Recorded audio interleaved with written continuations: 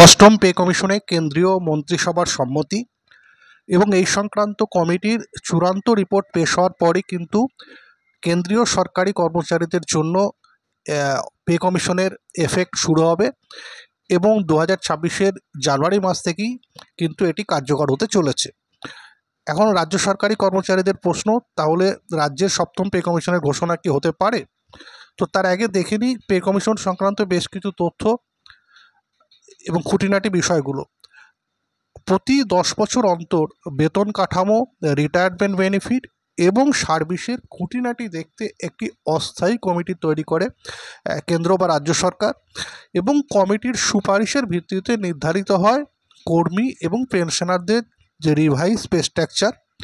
এবং এক্ষেত্রে সবথেকে যে বড় নির্ণায়ক হিসাবে ধরা হয় সেটা হচ্ছে ফিটমেন্ট ফ্যাক্টর।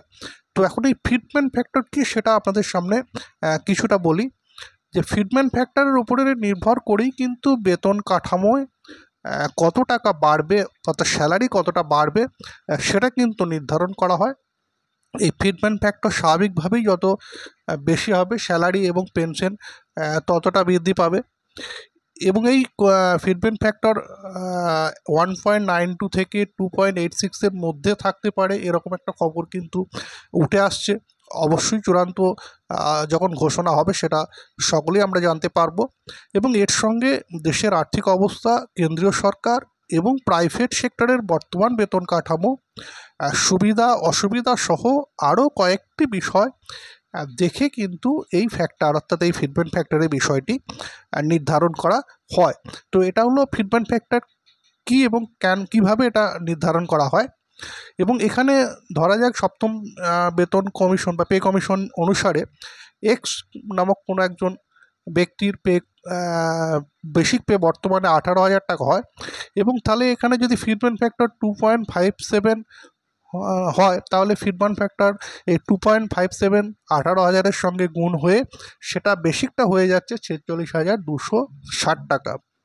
এবং ফিটমেন্ট ফ্যাক্টর যদি 1.92 হয়, তাহলে সেই ব্যক্তির বেসিক সেটা ওই 18,000-কে 1.92 দিয়ে গুণ করলে 34,560 টাকা হবে। অর্থাৎ ফিটমেন্ট ফ্যাক্টরের সঙ্গে বর্তমান যে বেসিক সেটা গুণ করে যেটা হবে সেটাই রিভাইজ বেসিক হবে।